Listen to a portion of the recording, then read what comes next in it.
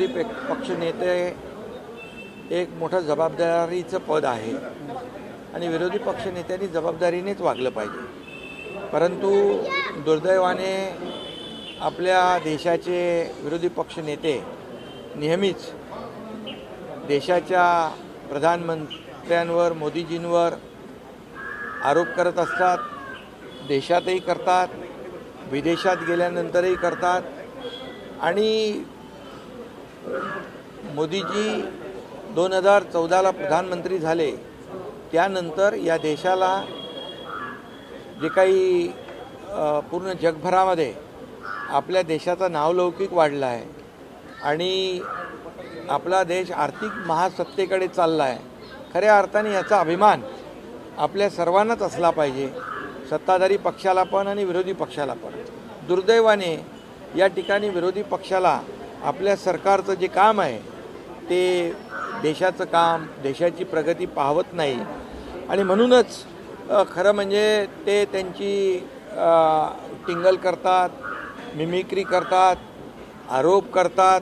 मी आपल्याला सांगू इच्छितो की मोदीजींना जे त्यांनी जगभरातल्या देशांबरोबर जे चांगले संबंध ठेवले त्यामुळे 34-35 देशांनी त्यांना सर्वोच्च पुरस्कार देखील दिला।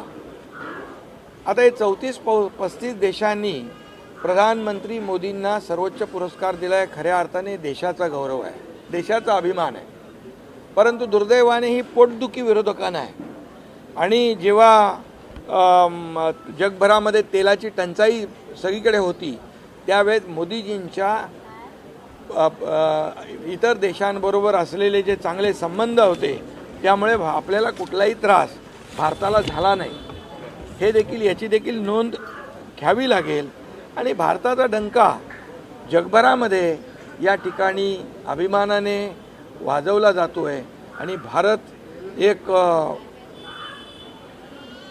विकसित भारत 2047 तर जे काही संकल्प घेऊन मोदीजी काम करतायत हे देखील यांना पाहवत नाही।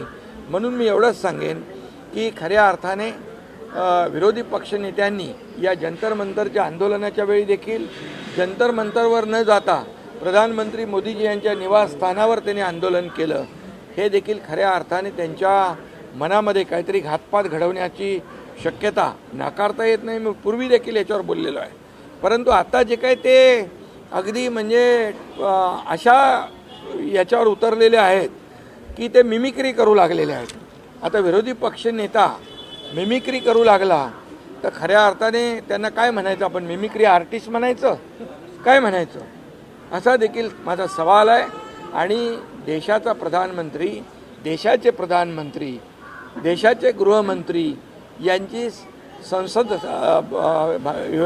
याच्यामध्ये संसदेच्या आवारामध्ये माकडं घेऊन जाणं, टिंगल करणं ही कुठली लोकशाही आहे?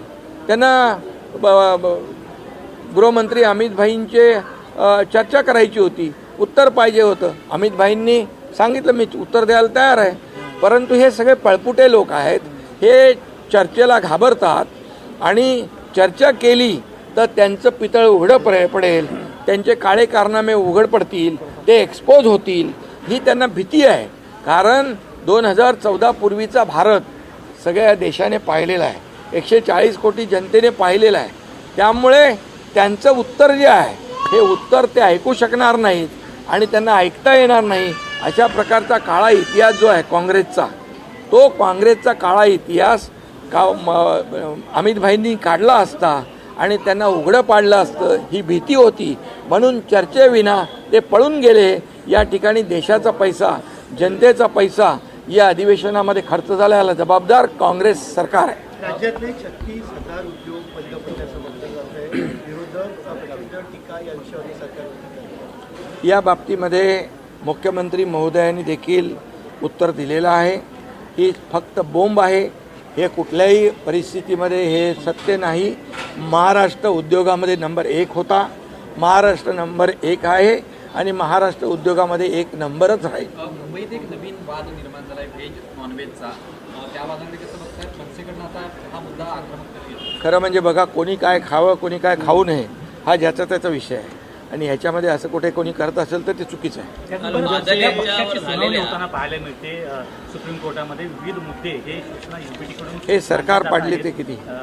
आता पुढच्या आठवड्यात पंजाबचे माजी उपमुख्यमंत्री सुखबीर सिंग बादल यांच्यावरती नांदेडमध्ये हल्ला झाला. मी काल बोललो त्यांच्याशी. सुखबीर सिंग बादल यांच्या पत्नी आहेत खासदार, त्यांच्याशी मी बोललो आणि SP शी बोललो मी, आणि त्याबरोबर त्यांच्यावर कठोर कारवाई करण्याच्या सूचना या ठिकाणी मी देखील दिल्या, मुख्यमंत्र्यांनी दिल्या. अटेम्प्ट टू मर्डर त्यांच्यावर दाखल केलेली आहे आणि याच्यामध्ये जे कोणी असतील त्यांना सर्वांना यामध्ये त्यांची कठोर चौकशी होईल आणि त्यांच्यावर कठोर कारवाई होईल. सर 15 ऑगस्ट आहे उद्या. दरवेळी 15 ऑगस्ट 26 जानेवारी झेंडावंदनाविषयी चर्चा होते. पालकमंत्री रायगडचा तिला सुटणार आहे का? झेंडावंदन रायगडचा भरत गोगावलेच करणार आहेत. पालकमंत्री पदाचा तिला तो देखील मुख्यमंत्री लवकर सोडवतील. संदर्भात ज्या कारवाया सुरू आहेत याबाबत मागे देखील आपण मकोका अंतर्गत कारवाई व्हावी अशी मागणी आपण केलेली होती. बिलकुल. परवा माझी मिटिंग झाली. आरोग्यमंत्री FDA आणि यांच्याबरोबर तुकाराम मुंडे देखील होते.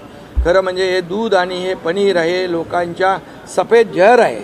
लहान मुलांच्या जीवाशी खेळणाऱ्यांना माफ करण्याचा प्रश्नच येत नाही आणि त्यांच्यावर कठोर कारवाई झाली पाहिजे आणि त्यांना मोकोकासारखा कायदा लागला पाहिजे. संघटित गुन्हेगारी आहे आणि म्हणून या संघटित गुन्हेगारांना बिलकुल बक्षता कामाने सोडता कामाने.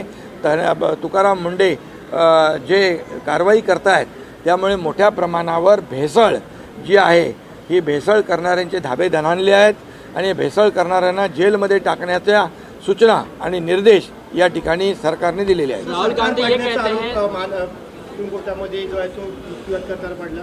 तर काँग्रेसचं सरकार होतं तेव्हा कशा पद्धतीने आपली सरकार पाडली गेली होती का आणि काय परिस्थिती आहे? खरं म्हणजे NDAवर आरोप करणाऱ्यांनी काँग्रेस सत्तेवर असताना एकदा त्यांचा काळा इतिहास तपासावा. 1967 ते 71 या 4 वर्षामध्ये तब्बल 45 सरकार त्यांनी पाडली. याच काळात 16 वेळा त्यांनी राष्ट्रपती शासन लावलं. जवळपास 1800 आमदार या काँग्रेसने फोडलेत आणि त्याचबरोबर त्यांना काँग्रेसने 115 लोकांना मंत्रिपदं दिलेली आहेत. त्यामुळे जे आरोप करतायत आज NDAवर त्यांनी स्वतःच्या गिरेबांमध्ये झाकून बघायला पाहिजे. आपलं ठेवायचं झाकून दुसऱ्याचं बघायचं वाकून हे धंदे काँग्रेस करते आहे. काँग्रेसने पूर्णपणे लोकशाहीचा मुर्दा पाडलेला आहे. लोकशाहीचा खून केलेला अनेक वेळा आणि त्यामुळे त्यांनाही मोदीजी जे काय देशाला पुढे नेतात ही प्रगती बघवत नाही आणि त्यामुळेच हे सरकार पाडलं ते सरकार पाडलं. तुम्ही आकडेवारी बघून घ्या. 1800 आमदार फोडणारे काँग्रेस, 115 मंत्रिपदं देणारी काँग्रेस, 45 सरकार पाडणारी काँग्रेस, 16 वेळा राष्ट्रपती शासन लावणारी काँग्रेस. यांनी आत्मचिंतन करावं, विचारावं. जिसके घर शीशे के होते दूसरों के घर पर पत्थर नहीं फेंका करते.